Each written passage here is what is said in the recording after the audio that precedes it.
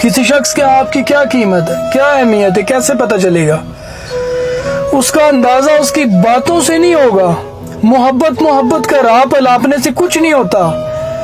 चांद तारे कोई नहीं तोड़ लाता, कौन तोड़ लाता है? कोई आपको दिन में 1000 बार बोले ना, प्यार प्यार प्यार, कहाँ है वो प्यार? नजर क्यों नहीं आता? तो फिर कैसे पता चलेगा?